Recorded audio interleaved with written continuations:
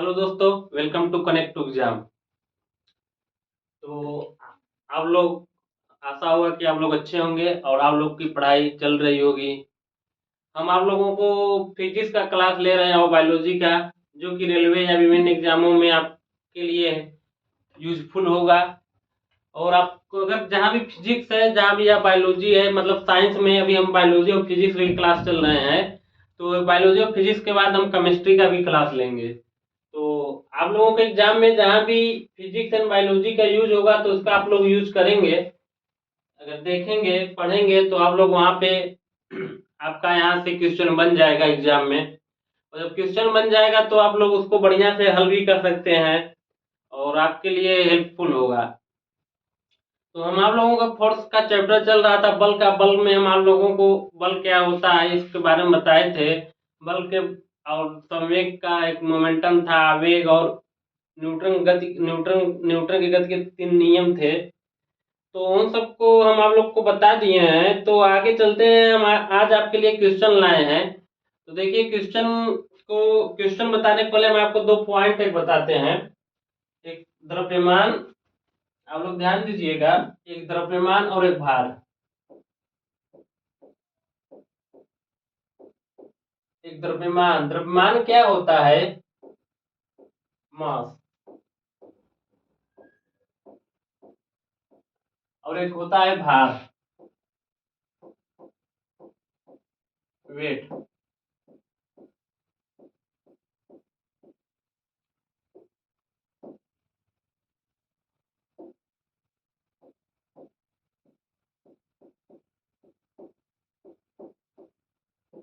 एक द्रव्यमान होता है और एक भार होता है। तो द्रव्यमान भार में क्या अंतर है, आप लोग ध्यान दीजिएगा। द्रव्यमान किसी वस्तु का मतलब क्या आप लोग ध्यान दीजिएगा। द्रव्यमान किसी वस्तु का पदार्थ की मात्रा को द्रव्यमान कहते हैं। किसी वस्तु की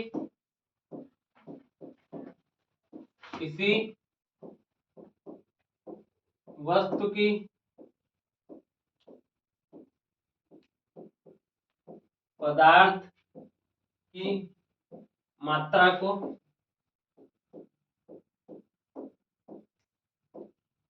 द्रव्यमान कहते हैं।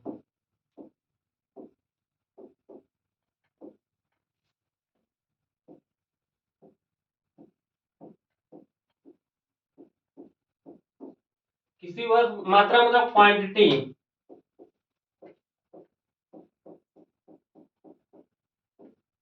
किसी वस्तु की पदार्थ की मात्रा को द्रव्यमान कहते हैं। और भार क्या होता है?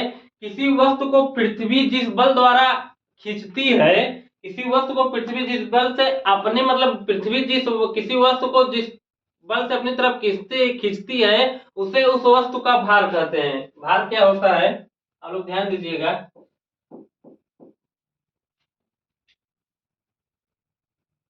किसी वस्तु को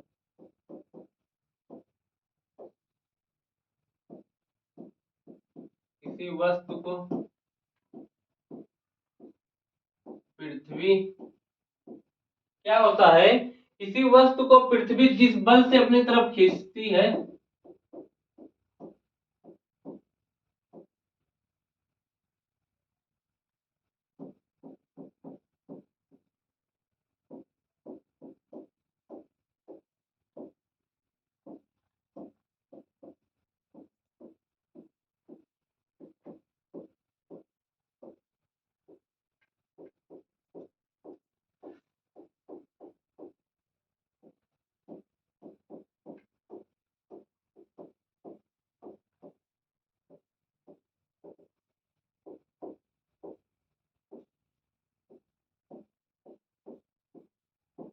आप लोग ध्यान दीजिएगा।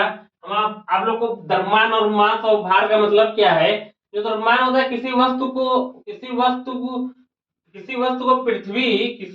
पृथ्वी जिस बल से अपनी तरफ खींचती है, उसे उस वस्तु का नहीं किसी वस्तु की पदार्थ की मात्रा को उस वस्तु का द्रव्यमान कहते हैं।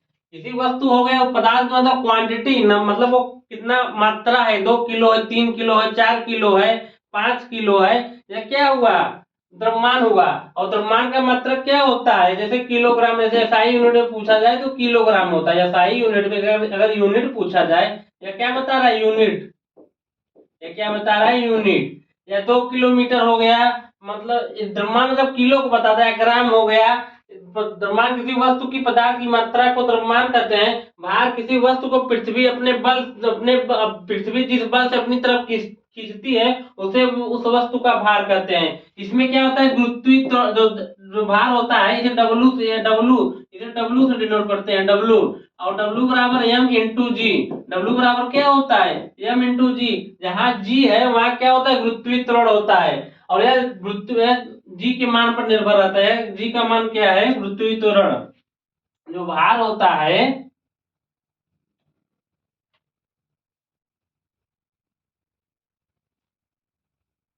जो भार होता है, आप लोग ध्यान दीजिएगा, जो भार होता है वह गुरुत्वीय त्वरण के मान पर निर्भर करता है। गुरुत्वीय त्वरण के मान पर निर्भर करता है।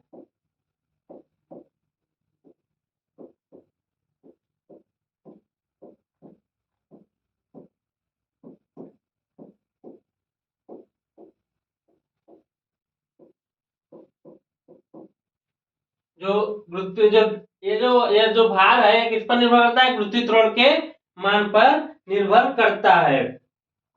और जो वस्तु का द्रव्यमान होता है यह गुरुत्वीय त्वरण मान पर निर्भर नहीं, मतलब ये क्या होता है, किसी वस्तु की पदार्थ की मात्रा को द्रव्यमान कहते हैं इसके इसके जिसमें। और भार का तो किसी वस्तु को पृथ्वी जिस बल से अपनी तरफ खींचती है, इसका मात्रक न्यूटन, भार का मात्रक न्यूटन होता है। भार का मात्रक न्यूटन होता है, न्यूटन। भार का मात्रक क्या होता है, न्यूटन। चलिए आते हैं, अब आप लोग को हम क्वेश्चन को हल कराते हैं। आप लोग के लिए क्वेश्चन लाए हैं। देखिए पहला क्वेश्चन क्या है, निम्नलिखित में किस राशि का मान स्थान बदलने पर परिवर्तित नहीं होता है। निम्नलिखित में से किस राशि का मान स्थान बदलने परिवर्तित नहीं होता है। देखिए इसमें क्या होता है, गुरुत्वाकर्षण, वजन, घर्षण के कारण बल, द्रव्यमान। इसमें ऑप्शन आपका क्या होगा, ऑप्शन ए सही होगा। मतलब यह क्या करा है, किसी वस्तु का जो अभी आप लोग को हम बताएं, जो द्रव्यमान होता है, किसी वस्तु पदार्थ की मात्रा को द्रव्यमान कहते हैं। यह गुरुत्वीय त्वरण जी पर निर्भर नहीं करता है। ये देखिए, अगर आप यहाँ है और यहाँ है, अगर जो भी द्रव्यमान इसका यहाँ था वो भी द्रव्यमान आपका यहाँ भी बताएगा, कोई अंतर नहीं होगा। और जो भार है, भार क्या होता है, वो स्थान बदलने पर वो अलग अलग, क्योंकि जी का मान कहीं ध्रुवों पर कुछ और होता है, और कहीं मतलब और होता है। जी का मान कहीं कम और कहीं ज्यादा होता है। और इनमें क्या कहते हैं कि स्थान बदलने परिवर्तित नहीं होता। इसका ऑप्शन कौन सा होगा, ऑप्शन ए। ऑप्शन कौन सा होगा, ऑप्शन ए। दूसरा क्वेश्चन आते हैं, किसी वस्तु का जड़त्व मापने की इकाई निम्न में से क्या है। जड़त्व की मापने का आप लोग को हम बताए थे, जड़त्व क्या है, इनर्शिया। इनर्शिया किसी पदार्थ का क्या होता है, प्राकृतिक गुण होता है। वह कोई वस्तु का गति या विरामावस्था में है तो वह अगर उसको परिवर्तन करे तो वह उसका विरोध करती है, वही आपका जड़त्व है। तो आप लोग को बताए थे, तो जड़त्व किस पर निर्भर करता है, द्रव्यमान पर निर्भर करता है। अगर अगर अगर द्रव्यमान जितना अधिक होगा जड़त्व आपका उतना ही अधिक होगा। तो इसमें देखिए द्रव्यमान क्या है आपका, तो द्रव्यमान ये है, ऑप्शन ए। तो इसमें ऑप्शन आपका कौन सा सही होगा, ऑप्शन ए। अगला क्वेश्चन देखते हैं, किसी पदार्थ का प्रति इकाई आयतन पर द्रव्यमान क्या कहलाता है। किसी पदार्थ का प्रति इकाई आयतन पर, किसी पदार्थ है प्रति इकाई आयतन, मतलब आयतन क्या होगा, नीचे होगा, प्रति इकाई मतलब नीचे, प्रति इकाई मतलब नीचे, द्रव्यमान क्या होगा, ये आपका क्या होगा, घनत्व होगा। इसका कौन सा, किसका यह फार्मूला है, घनत्व बराबर क्या होता है, द्रव्यमान बटे आयतन। घनत्व बराबर क्या होता है, द्रव्यमान बटे आयतन। तो इसमें आपका ऑप्शन कौन सा सही होगा, ऑप्शन सी। किसी पदार्थ इकाई आयतन द्रव्यमान क्या कहलाता है, घनत्व क्या, द्रव्यमान बटे आयतन। अगला देखिए क्वेश्चन क्या है, किसी वस्तु का भार 200 न्यूटन है तो इसका द्रव्यमान क्या होगा। आप लोग ध्यान दीजिएगा। तो अभी आप लोग को हम बताए हैं, जो भार होता है इसे W से डिनोट करते हैं। इसका अगर इसको इसका जो होता है, जो भार बराबर क्या होता है, W इंटू जी। जहाँ M क्या, M इंटू जी, जहाँ M क्या है, मास, यह द्रव्यमान को बताता है। मास किसी वस्तु का क्या है, द्रव्यमान है। और जी क्या है, गुरुत्वीय त्वरण, गुरुत्वीय त्वरण, गुरुत्वीय त्वरण। तो आप लोग ध्यान दीजिएगा। तो W बराबर क्या है, W बराबर एम जी। W बराबर कितना है, 200 यूनिट। और M का मान कितना है, इसका द्रव्यमान निकालना है। और G का मान दिया नहीं है, G का मान आप जानते हैं 9.8। अगर दिया रहेगा तो 9.8 लेंगे, नहीं तो हमेशा G का मान कितना लेंगे, 10। तो यहाँ M का मान हमें निकालना है। G का मान कितना है, यहाँ 10 रखते हैं। और M का मान कितना आ गया, 20। यहाँ M का मान 20, यहाँ क्या होगा, 20 kg। एम का मान क्या आ गया, 20 केजी। इसमें ऑप्शन आपका कौन सा सही है, ऑप्शन डी। इसमें आपका ऑप्शन कौन सा सही है, ऑप्शन डी। अगला क्वेश्चन चलते हैं। निम्नलिखित में से कौन त्वरण के मान को गुरुत्व के कारण प्रभावित नहीं करता है। मतलब कौन सा इसमें है जो गुरुत्व के कारण प्रभावित नहीं करता है। अभी आप लोग को बताया, जो द्रव्यमान होता है वह गुरुत्व के कारण प्रभावित नहीं करता है, बल्कि अगर आपका भार पूछ लिया जाए वह गुरुत्व के कारण प्रभावित करता है। तो इसमें आपका देखिए कौन सा ऑप्शन आ रहा है, देखिए द्रव्यमान है, तो इसमें आपका कौन सा सही होगा, ऑप्शन ए, द्रव्यमान। अगर आप लोग को अगला क्वेश्चन देखिएगा, 450 भार वाली लड़की का द्रव्यमान क्या होगा। 450 भार वाली लड़की का द्रव्यमान क्या होगा। तो अभी हम आप लोग को बताए हैं, जो 450 न्यूटन भार वाली, तो W बराबर क्या होता है, M इंटू जी। तो W का मान कितना है, 450 न्यूटन। और हमें कितना निकालना है, M का मान निकालना है। G का मान आप लोग जानते हैं, G का मान हर जगह 10 ही रहता है। तो M बराबर कितना होगा, 45 ना। तो आप लोग मैथ में बहुत तेज होंगे तो आप लोग को मान आ जाएगा। M का मान कितना है, M तो 45 kg। तो इसमें देखिए ऑप्शन कौन सा सही होगा, ऑप्शन बी, 45 kg। अगला ऑप्शन देखिए, यदि ये अगला क्वेश्चन मतलब देखिए, यदि बल F और त्वरण A दिया तो वस्तु का द्रव्यमान का सूत्र क्या होगा। आप लोग जानते हैं, आप लोग को बताए थे F बराबर क्या होता है, M इंटू ए। यह क्या होता है, बल, फोर्स। बल क्या होता है, किसी वस्तु, मतलब किसी वस्तु पर बल क्या है, वाह बल है, मतलब एक वाह बल हमेशा बाहर से लगाया जाता है। बल क्या होता है कि हमेशा बाहर से लगाया जाता है। और F बराबर किसी वस्तु पर लगाया वह बल है जो किसी वस्तु या गति या अवस्था को परिवर्तन कर देता है। एक वह कारक है जो किसी वस्तु की गति या अवस्था को परिवर्तन कर देता है, उसे क्या कहते हैं, बल। F बराबर क्या होता है, M है। तो हमें किसका मान पता है, द्रव्यमान का। फिर M बराबर क्या होगा, F अपान ए। अगर आपको देखिए, अगर F अपान ए कहीं दिख रहा होगा तो वो आपका यहाँ आंसर होगा। F अपान ए कहाँ पर है, ये देखिए ऑप्शन बी। तो इसमें आपका ऑप्शन कौन सा सही होगा, ऑप्शन बी। तो आप लोग का हो गया। चलिए अगले क्वेश्चन चलते हैं। देखिए अगला क्वेश्चन क्या है, यदि हम पेड़ की शाखा को तेजी से हिलाएं तो कुछ पत्तियां पेड़ से अलग हो जाती हैं। यह मतलब मुक्त पालन करती हैं, वेग के कारण होता है, जड़त्व के कारण होता है, आवेग के कारण होता है। देखिए आप लोग ध्यान दीजिएगा, इसमें क्या होता है, इसमें अगर पेड़ से हिलाएंगे तो कुछ पत्तियां पेड़ से अलग हो जाती हैं। वह जड़त्व के कारण होता है। किसके कारण होता है, जड़त्व के कारण होता है। जड़त्व तो क्या चीज है, अभी आप लोग का किसी पदार्थ का प्राकृतिक गुण है, या हर एक वस्तु में जड़त्व पाया जाता है। वो अगर गति है, गति में बनी रहेगी, या विराम है तो विराम में बने, यही आपका जड़त्व होता है। तो अगर आप जड़त्व को अगर डिसबैलेंस करेंगे तो वह अपनी अवस्था परिवर्तन करेगा। तो कुछ पत्तियां पेड़ पर है, अलग हो जाती हैं, तो किसके कारण, यहाँ पर कौन सा, यहाँ क्या बनाएगा, जड़त्व के कारण, जड़त्व के कारण अलग हो जाती हैं। अगले क्वेश्चन चलते हैं। गति का दूसरा नियम संबंधित है दाब से, जड़त्व से, धक्का से, संवेग से। देखिए इसमें आपको न्यूटन साहब के हम 3 गति के नियम बताए थे। पहला नियम क्या है, पहला नियम यह है, किसी वस्तु गति में है, गति में बनी रहेगी, अगर विराम है तो विराम में रहेगी, जब तक उसकी अवस्था में, जब तक उसके बल, बाहर से बल न लगाया जाए। ये आपका पहला नियम है। पहले नियम से हम आपको बताए थे, बल की परिभाषा मिलती है, बल की परिभाषा, या आप इसे जड़त्व का भी नियम बोलते हैं। आप इसे क्या बोलते हैं, जड़त्व का नियम। अब या आपको जड़त्व का नियम भी बोलते हैं। और आपको हम क्या बताया, जो दूसरे समीकरण के नियम, दूसरा समीकरण क्या होता है, किसी वस्तु पर संवेग परिवर्तन की दर को क्या कहते हैं, बल कहते हैं। किसी वस्तु के संवेग परिवर्तन दर को बल कहते हैं। तो संवेग आ गया, संवेग, संवेग क्या होता है, संवेग बल का सूत्र को बताता है। दूसरा जो होता है बल के सूत्र को बताता है। बल के सूत्र को बताता है। तो F बराबर क्या होता है, m इंटू ए। अब यहाँ देखिए ये तो अभी हम आपको क्या बताए कि अब लोग ध्यान दीजिएगा तो ठीक है। ये दूसरे सूत्र से में क्या बोलता है, किसी वस्तु के संवेग परिवर्तन की दर को संवेग को किसको डिनोट करते हैं, p से। p बराबर m इंटू बी। p बराबर क्या होगा, संवेग परिवर्तन को दर को क्या कहते हैं, t। तो संवेग इसमें देखिए संवेग कहां से है, संवेग इसमें दिख रहा है कहीं, ऑप्शन डी। तो इसमें आपका ऑप्शन कौन सा सही होगा, ऑप्शन डी। और तीसरा नियम क्या था, क्रिया प्रतिक्रिया का नियम। क्रिया प्रतिक्रिया का नियम यह बताता है मतलब कि इसमें दो चीज होना, दो लोगों मतलब दोनों तरफ से बल लगेगा, वही आपका क्रिया प्रतिक्रिया का नियम होता है। जैसे रॉकेट लॉन्चिंग होता है, अगर आप उतरे नाव से उतरते हैं तो पीछे की तरफ पैर से धक्का देंगे, क्रिया प्रतिक्रिया के नियम के उदाहरण थे। तो आपका हो गया है। अगला क्वेश्चन आते हैं।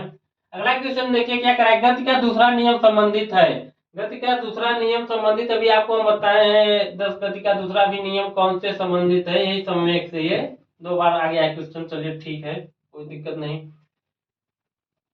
अगर पूछ लिया जाए गति का पहला नियम क्या है, अगर यहाँ पूछ लिया जाए गति का पहला नियम क्या है, तो आप क्या कहेंगे, गति का पहला नियम यहाँ जड़त्व से संबंधित है। अगर आप पूछ लिया जाए गति का पहला नियम किससे संबंधित है, जड़त्व के नियम से, आप इसे आंसर देंगे। अगला क्वेश्चन देख लीजिए क्या कह रहा है।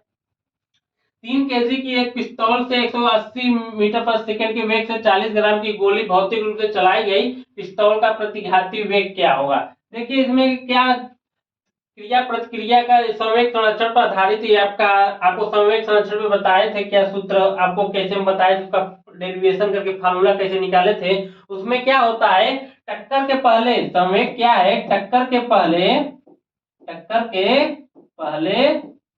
और टक्कर के बाद, टक्कर के पहले और टक्कर के बाद क्या होता है, संवेग बराबर होता है। तो यही देखिए बताए, टक्कर के पहले बराबर टक्कर के बाद, मतलब m1 u1 plus m2 u2 बराबर m1 v1 plus m2 v2। ये क्या है आपका संवेग संरक्षण के सिद्धांत में फार्मूला निकालता है। ये आपका प्रारंभिक वेग है u जहां, और ये आपका द्रव्यमान है v अंतिम वेग है। तो आप लोग ध्यान दीजिएगा, जब एक पिस्तौल को आप लोग गोली चलाएंगे, अगर देखेंगे तो उसमें क्या होता है, क्रिया प्रतिक्रिया का नियम तीसरा आता है, उसमें उदाहरण आता है। तो आप चलाएंगे तो बंदूक से गोली जो निकलती है तो एक वेग को प्राप्त कर लेती है, जितना तेज वेग होगा उतनी दूर बंदूक जाएगी, जितना उसका वेग होगा उतनी दूर बंदूक जाएगी। लेकिन क्या होता है, जब गोली निकलती है तो जो बंदूक होता है, जो हाथ में बंदूक पकड़े रहते हैं, उसमें भी धक्का लगता है, उसमें पीछे की तरफ होता है, वही प्रतिघाती मतलब विपरीत बल।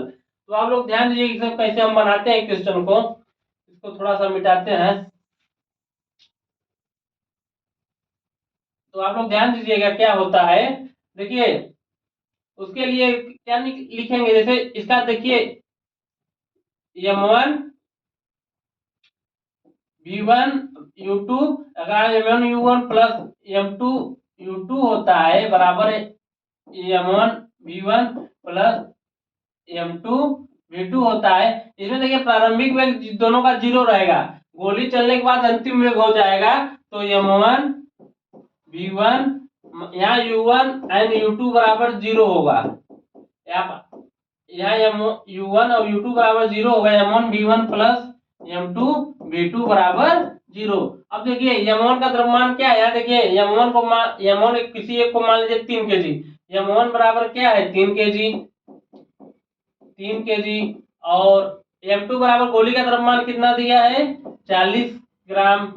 40 ग्राम, तो इसको भी केजी ग्राम में बदल, एक मात्रक में चेंज कर लीजिए। और किसका वेग दिया है, पिस्तौल से 100 मीटर वेग से एक गोली निकलती है, गोली का मतलब v2, गोली का मतलब दिया है, गोली का क्या दिया है वेग, ये 40 ग्राम। गोली का वेग कितना है 180 मीटर पर सेकेंड। किसका पूछा है, पिस्तौल का मतलब v1 पूछ रहा है क्वेश्चन में। तो आप लोग ध्यान दीजिएगा, m1 बराबर 3 केजी, तो ग्राम में बदलिएगा तो 3000 हो जाएगा, 3000 ग्राम गुणे v1 कितना है, v1 पूछ रहा है क्वेश्चन में, प्लस m2 कितना है, m2 आपका 40 ग्राम है, और v2 कितना है, v2 आपका ध्यान दीजिएगा 180 ग्राम है, और बराबर 0। अब देखिए अब V1 बराबर क्या होगा, इधर देखिए प्लस है तो इधर लेफ्ट हैंड से राइट हैंड में जाएगा 40 इंटू 180 अपान, ये देखिए इधर गुणा है, नीचे आ जाएगा भाग 3000। तो आप लोग ध्यान दीजिएगा क्या होता है, 0 0 0 0 कैंसिल हो गया, 3 छक 18, तो यहाँ पर क्या आएगा, 4 छक 24, 2.4 मीटर प्रति सेकेंड। आप लोग ध्यान दीजिएगा, यहाँ देखिए माइनस होगा, उधर बाएं दाएं गए तो माइनस होगा, यहाँ भी माइनस होगा। और ये जो माइनस है, माइनस हमें यह बताता है, आप लोग ध्यान दीजिएगा, माइनस है हमें यह बताता है कि ये मतलब कि प्रतिघात हुआ है। माइनस मतलब ये पीछे की तरफ आए, इसलिए V1 क्या है, माइनस को दर्शाता है। आप लोग माइनस देख के डरिएगा मत, माइनस क्या होता है, प्रतिघात को, विपरीत को दर्शाता है, गोली के विपरीत को माइनस दर्शाता है। तो इसके देखिए ऑप्शन कौन सा सही होगा, ऑप्शन आपका सी। आप लोग समझ गए होंगे। चलिए अगले क्वेश्चन पर। अगला क्वेश्चन क्या है, न्यूटन के गति का दूसरा नियम क्या है। आप लोग देखिए गति का दूसरा नियम क्या है, दो परस्पर प्रभावी वस्तुओं बलों के बीच संबंधों की व्याख्या करता है, जड़त्व के नियम से भी जाना जाता है, बल के प्रभावों को समझने में सहायक है, ऊर्जा संरक्षण के नियम से भी जाना जाता है। देखिए जो जड़त्व का नियम समझ जाना जाता है, यह पहला नियम होता है, यह पहला नियम होता है। और बल के प्रभाव समझने के लिए यही आपका दूसरा नियम होगा, यही आपका क्या होगा, दूसरा नियम। और ऊर्जा संरक्षण में आपका कौन सा काम करता है, तीसरा नियम। ऊर्जा संरक्षण में इसमें आपका कौन, तो इसमें आपका कौन सा ऑप्शन सही होगा, ऑप्शन सी। न्यूटन गति का दूसरा नियम क्या बताता है, बल के प्रभाव को समझने के लिए। चलिए अगले क्वेश्चन पर। अगला क्वेश्चन क्या है, निम्नलिखित में से कौन सा कथन न्यूटन के गति के तीसरे नियम के लिए सही है। निम्नलिखित में से कौन सा कथन न्यूटन की गति के तीसरे क्वेश्चन के लिए सही। देखिए एक बल एक ही निकाय पर लागू होता है, बल एक ही निकाय में विपरीत दिशा में लागू होता है, बल अलग अलग निकाय पर विपरीत दिशा में लागू होता है, बल दूरी पर निर्भर करता है। देखिए आप लोग ध्यान दीजिएगा, जो न्यूटन साहब का तीसरा नियम होता है वह क्रिया प्रतिक्रिया का नियम होता है, वह दो वस्तुओं पर लागू होता है। एक आमने मतलब अगर जब भी लागू हो गए दोनों वस्तु मतलब विपरीत, एक फ्रंट एक सामने आमने सामने पर लागू होगा। तो अलग अलग निकाय भी देखिए इनमें कौन सा बल अलग अलग निकाय पर विपरीत दिशा में लागू होगा, बल अलग अलग निकाय पर विपरीत दिशा में लागू होगा। इसका ऑप्शन कौन सा सही होगा, ऑप्शन सी। आप लोग ध्यान दीजिए अगला क्वेश्चन।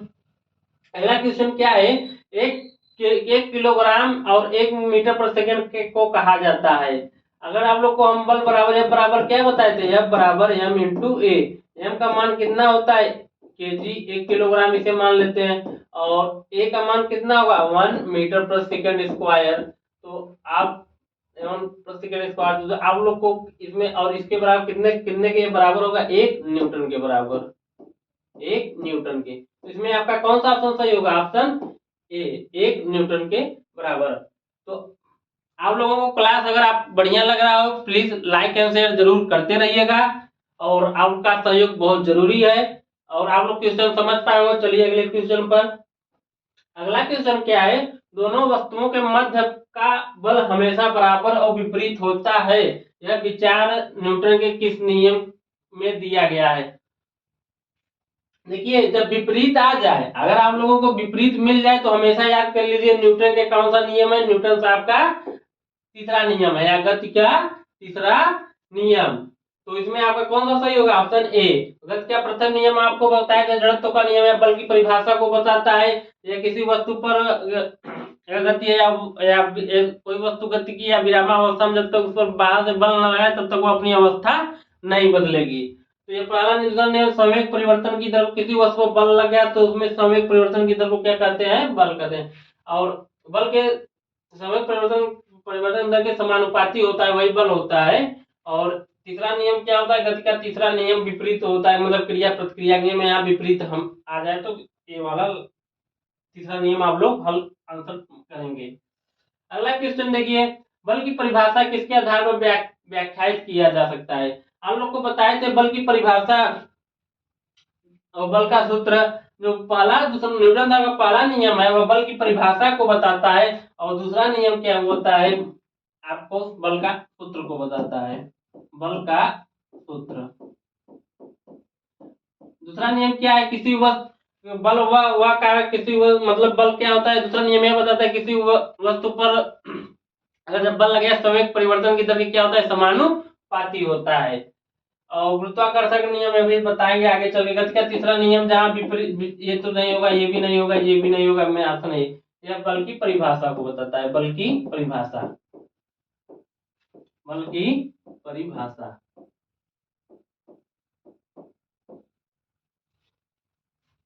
चलिए अगले क्वेश्चन पर, अगला क्वेश्चन क्या है, एक 70 केजी का आदमी 50 न्यूटन के बल से एक 50 केजी के आदमी को धक्का देता है, 50 केजी वाला आदमी ने दूसरे व्यक्ति को कितने बल से धकेलेगा। ये देखिए बढ़िया क्वेश्चन है। एक 70 केजी का आदमी है और 50 न्यूटन बल से 50 न्यूटन के बल से 50 केजी के आदमी को धक्का देता है, 50 केजी के आदमी को धक्का देता है। 50 केजी वाले आदमी ने दूसरे व्यक्ति को कितने बल से धक्का देगा। तो यहाँ देखिए, जो ये क्वेश्चन है ये पीवाईक्यू पर आधारित क्वेश्चन है, आप लोग समझिएगा मत कि मतलब कि ये कहीं से भी एकदम इम्पोर्टेड क्वेश्चन है, जो आपको एग्जाम में देखने को क्वेश्चन मिलेगा वैसे ही। तो क्या है देखिए, यहाँ क्या है, इस पर न्यूटन का कोई नियम लागू हो रहा है, लेकिन आप लोग बताइए कौन सा नियम लागू हो रहा है, कमेंट बॉक्स में जरूर बताइएगा। तो हम आप लोगों को बताते हैं इसमें कौन सा नियम लागू हो रहा है। इसमें न्यूटन साहब का तृतीय नियम लागू हो रहा है। तृतीय नियम क्या होता है, विपरीत होता है, जहां विपरीत आ जाए वहां तृतीय नियम होता है। और विपरीत लागू होता है तो इधर से बराबर, दोनों तरफ से क्या होता है, बराबर, और यही संवेग संरक्षण को भी बताता है। तो दूसरे तरफ से कितने का मतलब, इधर से 50 न्यूटन बल लगा है तो इधर से भी कितने का लगेगा, 50 न्यूटन का बल, इधर से भी कितने न्यूटन का बल लगेगा, 50 न्यूटन का बल। इसमें देखिए 50 न्यूटन का बल आपको कहीं दिख रहा है ऑप्शन में, तो ऑप्शन ए, इसमें कौन सा सही होगा, ऑप्शन ए 50 न्यूटन। जो 70 केजी का 50 न्यूटन लगाएगा तो 50 केजी का भी 50 न्यूटन का बल लगाएगा। चलिए अगला क्वेश्चन आता है, अगला क्वेश्चन है, आप लोग ध्यान दीजिएगा, अगला क्वेश्चन क्या है। अगला क्वेश्चन यह है, एक ऊंची छलांग लगाने वाला ऊंची छलांग से पहले कुछ समय तक दौड़ता है ताकि डाट डाट डाट का जड़त्व उसे लंबी छलांग लेने में मदद करे। देखिए क्या होता है, अगर कोई बॉलर होता है तो बॉलर दौड़ के आता है बॉलिंग देने के लिए ताकि वह गेंद को गति प्रदान कर सके, गेंद को गति प्रदान कर सके। इसी प्रकार जब एक छलांग मारने के लिए आपको क्या करना, पहले रेस करना होगा, दौड़ के आएंगे तो आप एक लंबी, एक ऊंची, एक लंबी छलांग मार सकें।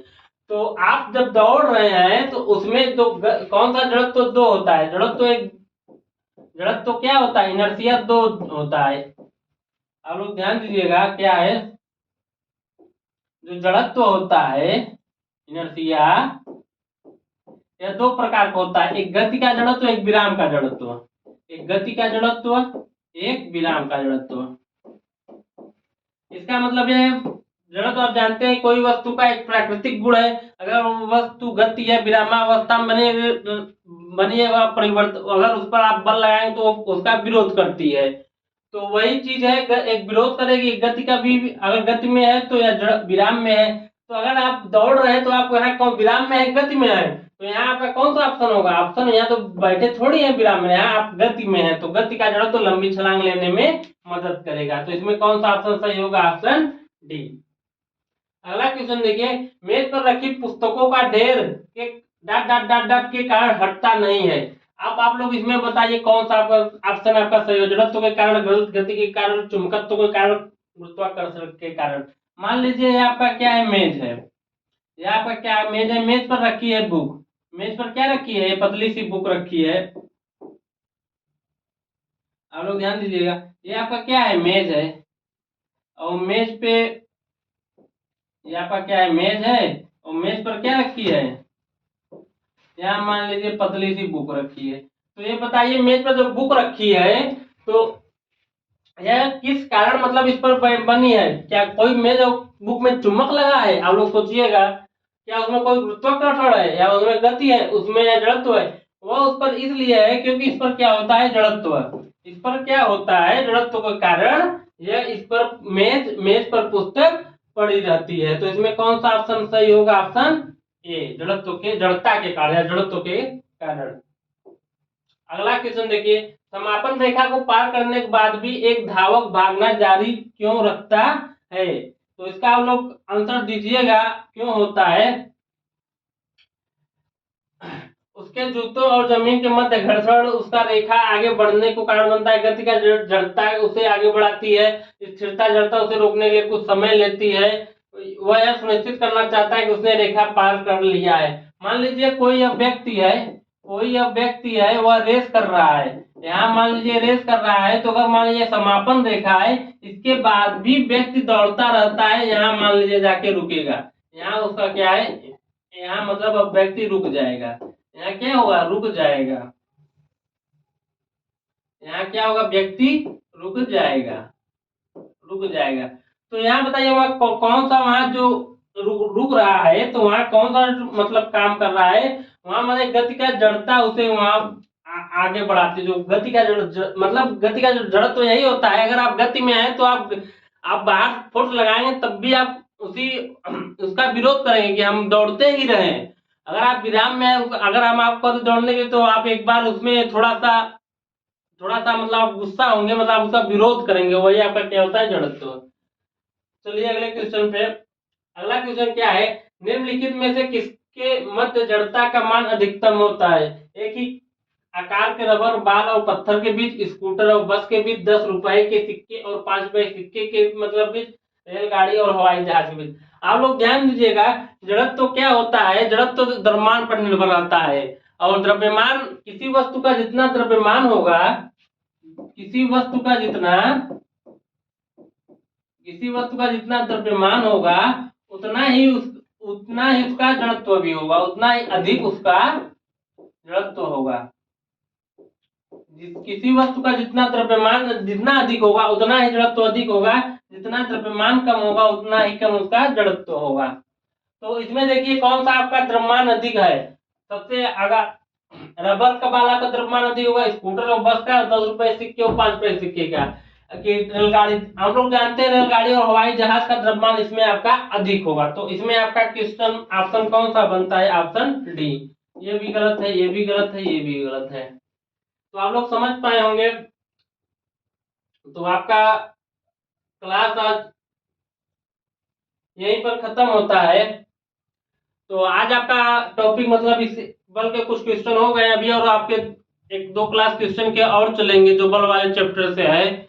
तो आज आपका क्लास कैसा लगा है, प्लीज लाइक एंड शेयर जरूर करिए, अपने दोस्तों को जरूर बताएं। आपके लिए यूजफुल एक पुलिस का भी हम लोग प्रैक्टिस बैच ला रहे हैं, जो कि चल रहा है, मैथ और रीजनिंग का। अब कुछ दिनों में आपको जीएस या जीके का भी देखने को मिलेगा। तो आप लोग हमारे साथ जुड़े रहिए और एक दूसरे को जरूर बताएं, कनेक्ट टू एग्जाम को एक दूसरे को कनेक्ट करिए। इसमें आप लोगों का हमें सहयोग बहुत जरूरी है, और अपने कमेंट बॉक्स में कमेंट जरूर करिए। चलिए मिलते हैं अगली क्लास में, धन्यवाद।